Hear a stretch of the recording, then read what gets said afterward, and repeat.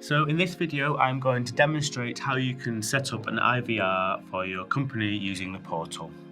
It's going to build on some previous videos which involved uploading the media files you can use for your IVR, so it may be worth going back and checking those videos if you want to know how to upload the sound prompts that you need to use. So as usual, we're logged into the portal, we're on the main overview page, and we have the IVR tab.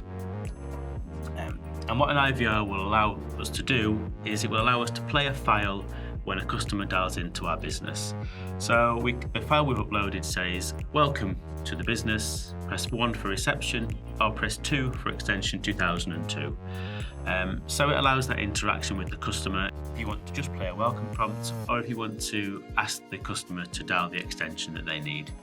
Or you can forward them on to, say, the sales or the support department, and you can perform all kinds of actions with the IVR. So I'm just going to create one now and talk you through all the options that are available, so you can get an idea of what's possible. So we simply create the new IVR, and we're going to call it the demo IVR. It will automatically assign us an extension. We can ignore that option. Press here, and here we have our new IVR. Now it doesn't do anything at the moment, it's blank, it's empty, none of our numbers are accessing it, so the first thing we need to do is configure the IVR. And what we're going to do is we're going to use the media file that we uploaded, and we're going to make the IVR behave as the media file says.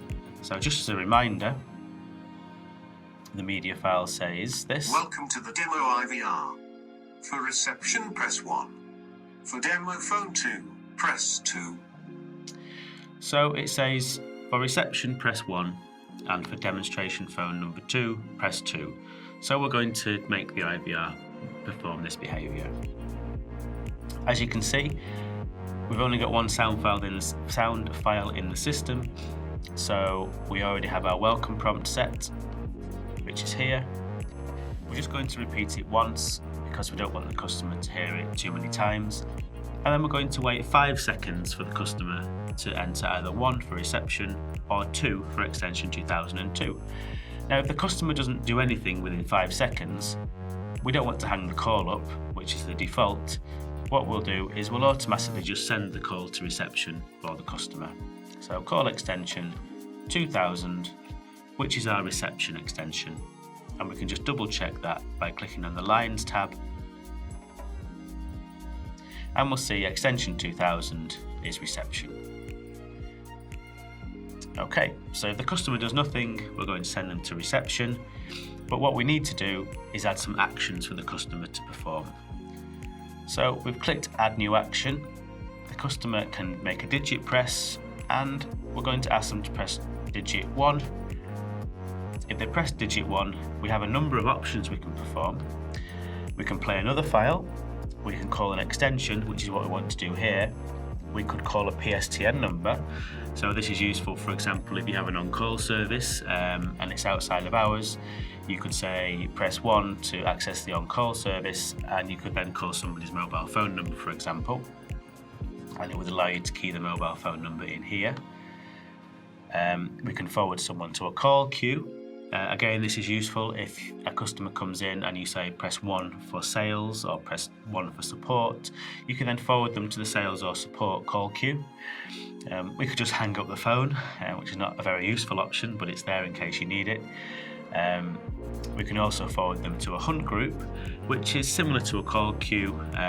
Again, you can have a sales or a support hunt group. Or we could forward them to another IVR. So you can actually get quite complicated with your IVR configurations. You can make many nested levels of IVRs. So you could say press 1 for sales, press 2 for support. Then when the customer presses 1 for sales, they go into another IVR, and you could say press 1 for European sales, press 2 for USA sales, and you can just keep placing the customer through more and more menus should you choose to do so. We're obviously not going to do that here. We simply want to call extension 2000, which is reception, if the customer presses 1. And then we also gave the customer the option of pressing 2 to access extension 2002. So again, customer has a digit press. If they press number 2, then we will call extension 2002. And it's as simple as that. And then we just need to save our IVR.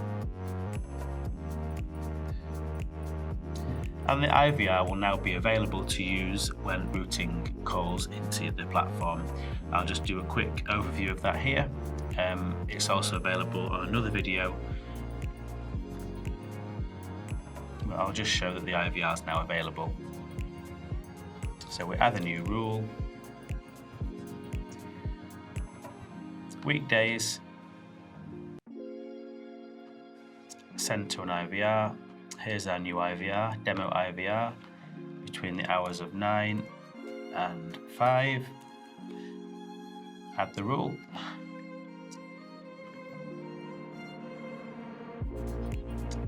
And there we go. Between the hours of 9 and 5, the customer will be sent to our new IVR, which will ask them to press 1 for reception or press 2 for extension 2002.